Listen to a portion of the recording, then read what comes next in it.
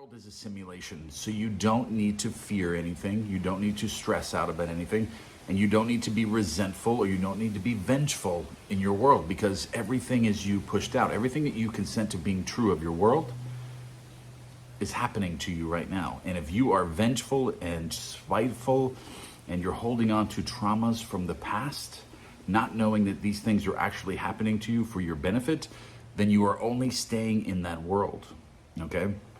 And as you begin to let go of any resentment or vengefulness or spitefulness or hatred, you will start to become magnetic and you will start drawing some really amazing things to start coming into your life.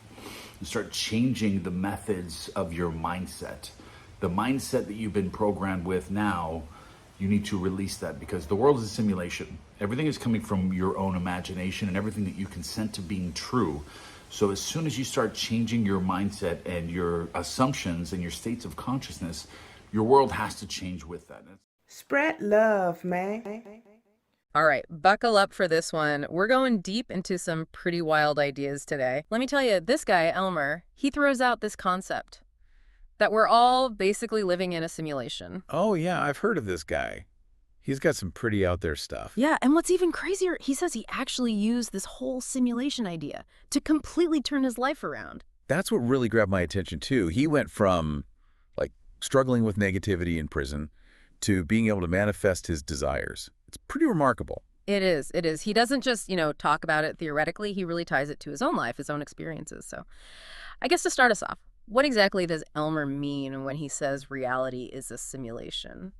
Well, basically what he's saying is that our experiences, all of them, are basically projections of our own consciousness. Oh, wow. It's like we're all creating our own reality shows, but most of us don't even realize that we're the directors, So then that would mean, wouldn't it, that we have way more control over our lives than we actually think. Exactly. That's precisely Elmer's point. He's arguing that once we grasp this simulation idea, we can tap into a whole new level of control and really start creating the lives that we actually want. That's pretty empowering. I mean, honestly, isn't this whole idea a little far-fetched, though? Like, is there anything in science or philosophy that even comes close? Well, it kind of depends on how literally you take this whole simulation thing. Yeah. There are some cool parallels, like in philosophy, the concept of idealism. Yeah. It suggests that reality is fundamentally, mental. And then you've got quantum physics with the observer effect. It shows that observation can actually influence how particles behave. It's fascinating. Yeah. So whether or not those directly support Elmer's concept, who knows? But they definitely point to reality being way more complex than we usually give it credit for. That's for sure. So maybe it's not about taking it literally, but more about realizing how much power our minds actually have to shape our experiences, right? Exactly. And Elmer goes beyond just the theory. He provides some actual steps to use this understanding. Okay, so how do we do that? One of the biggest things he talks about is letting go of negativity. Yeah, that comes up a lot. Getting rid of things like resentment, fear, past trauma. But how exactly does he suggest we actually do that? Is it just like positive thinking? A bit deeper than that. He had this technique he developed for dealing with those negative thoughts, especially back when he was in prison. He would constantly catch himself, as he puts it, whenever he slipped into negativity. Oh, interesting. So he wasn't ignoring those thoughts. He was really actively becoming aware of them. Exactly.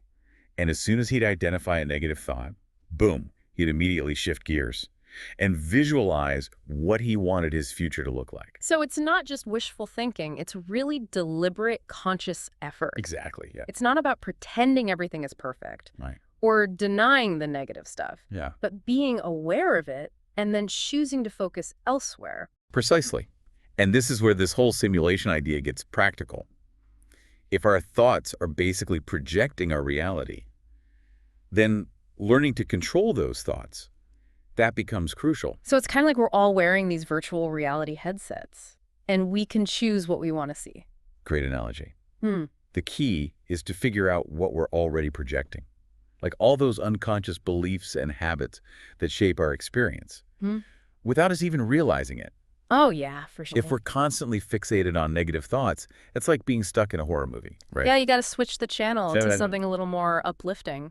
Elmer argues that by doing that, by letting go of the negativity and focusing on what we want, we can actually change what he calls our state of consciousness. I've noticed he uses that phrase a lot. He does, yeah. State of consciousness. What does that even mean? Honestly, he doesn't really define it explicitly. Mm. But from what I got from the video, it seemed like it refers to our overall mental and emotional state, the lens through which we're experiencing reality.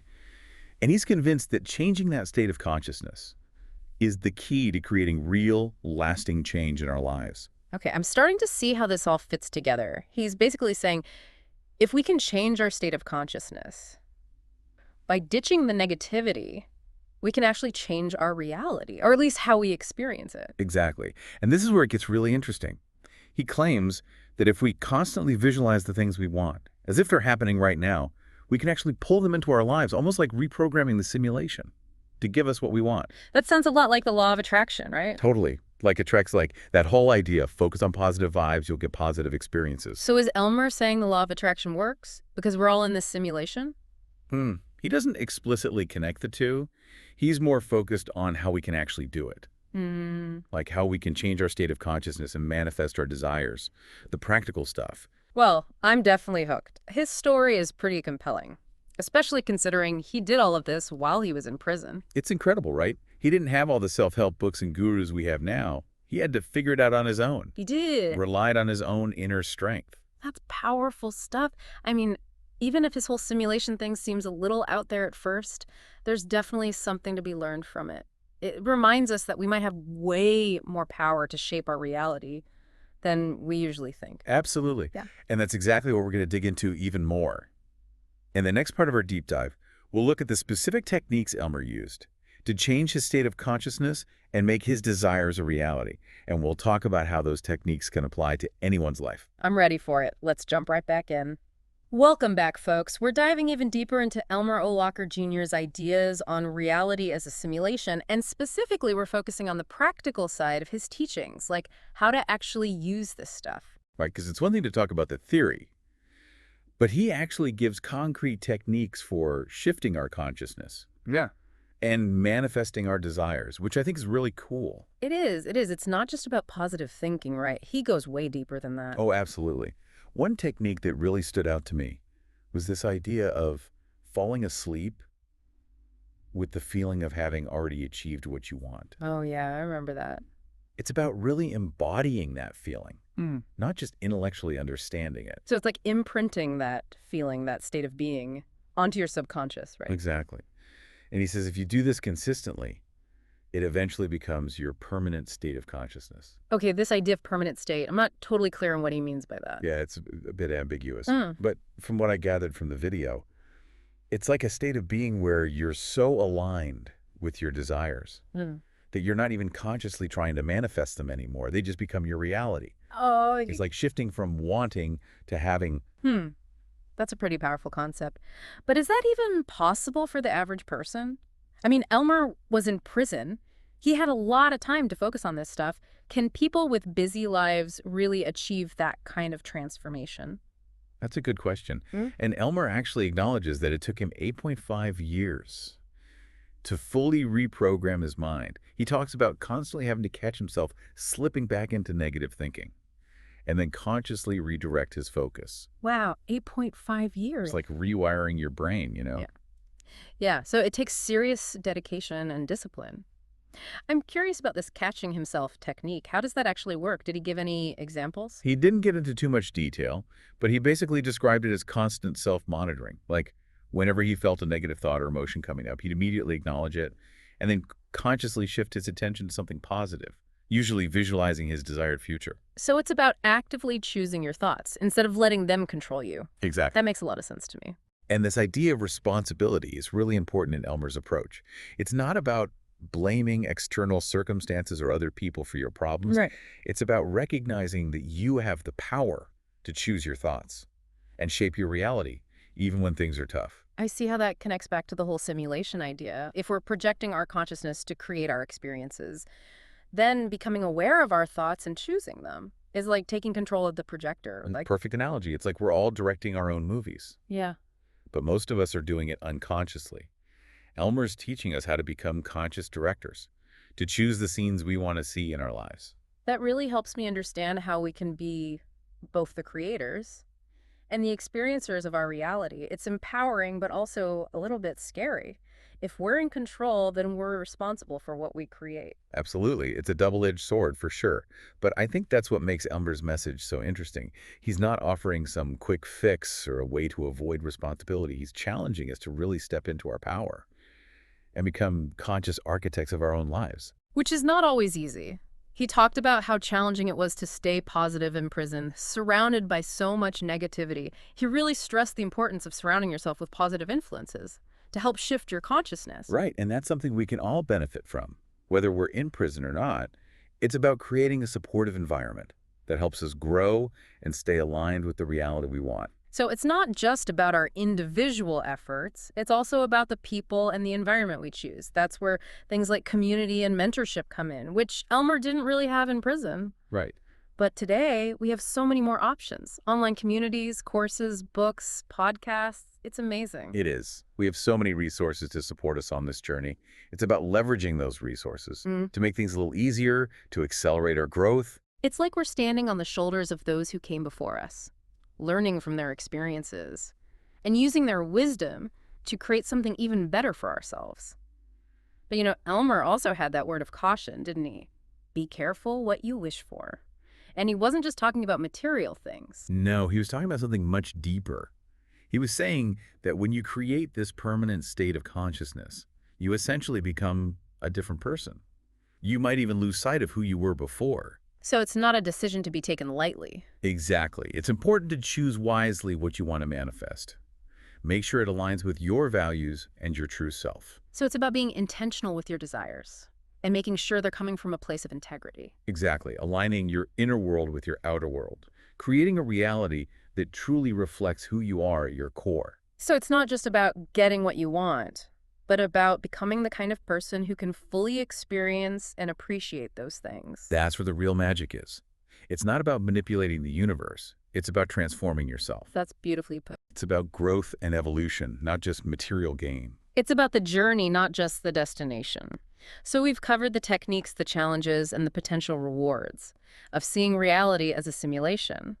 But what does this all mean for our listener? How can they actually use this information in their own lives? That's the big question, right? And that's what we'll explore in the final part of our deep dive. We'll look at how to integrate these concepts into daily life and leave you with some powerful questions to ponder. Sounds good to me. I'm looking forward to wrapping this all up. Welcome back, everyone. It's time to tie everything together and really see what Elmer O Locker Jr.'s view of reality as a simulation, what it means for you in your day-to-day life. We've gone through some, let's be honest, pretty mind-blowing ideas and some fascinating techniques.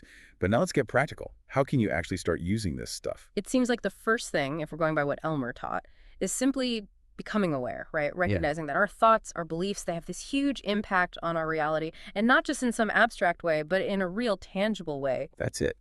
It's about noticing those automatic negative thoughts, those limiting beliefs that just pop up without us even realizing they're running the show, the ones that hold us back without us even giving them permission. It's like becoming this observer of your own mind, just noticing those thought patterns without judging yourself for having them, and then consciously choosing to shift your focus. Exactly. And, it's not a one-time fix. It takes time. It takes practice to retrain your mind to think differently. But as you become more aware, you can start choosing thoughts that empower you, that lift you up, thoughts that are in line with the reality you actually want. Elmer talked a lot about being present in the moment, not dwelling on the past or stressing about the future, but just being here now. How can our listener actually practice that? It sounds so simple, almost too good to be true. There are tons of ways to cultivate that present moment awareness. Mindfulness meditation is a really powerful tool, even just taking a few deep breaths, paying attention to your senses, or really savoring a meal. All of these things can help you ground yourself in the now. It's about shifting from that constant mental chatter to a place of stillness, of just observing. Precisely. And remember what else Elmer was big on? Gratitude. Gratitude. Might sound cliche, but he genuinely believed that simply appreciating what you have can be a huge step in shifting your state of consciousness. I can see that. Gratitude really is a game changer. It takes your focus from what you lack and puts it on what you have, on the abundance in your life. I've even noticed that when I'm feeling truly grateful, it's like more good stuff comes my way. It's that positive feedback loop. Yeah. And it ties into everything we've been talking about. Gratitude makes you more present, it pulls you away from negativity, and it aligns you with a more positive state of being. So, just to recap what we've learned from Elmer, become aware of your thoughts, practice being present in the moment, cultivate gratitude, and visualize what you want as if it's already happening. Those are the key takeaways, for That's- sure. And remember that word of caution from Elmer's grandfather. Be careful what you wish for. Choose wisely what you want to manifest. Right, it's not just about getting stuff. No, it's about aligning your desires with your values, with your true self. Don't chase things that you think will make you happy. Focus on becoming the kind of person who is truly happy, regardless of what's going on around them. And don't get discouraged if you don't see results right away. Real transformation takes time, it takes effort. Remember, Elmer spent over 8 years in prison, deliberately working on his mindset. We're lucky we have so many more resources today to help us. Exactly. So as we wrap up our deep dive into Elmer O Locker Jr.'s unique perspective, we want to leave you with one final thought. Okay. If you could design your ideal reality, what would it look like? What kind of person would you be? What experiences would you have? Really take some time to visualize it. Feel it, embody it, plant that seed, nurture it with your intention, and watch how your world starts to reflect those changes you've made within it. The power to create your reality is within you. It's time to unlock that potential and start living the life you were meant to live. Beautifully said. That's it for our deep dive into Elmer O Locker Jr.'s take on reality as a simulation. We hope you found it insightful, thought-provoking, and maybe even a little bit empowering. Until next time, keep exploring, keep questioning, and keep creating the reality of your dreams.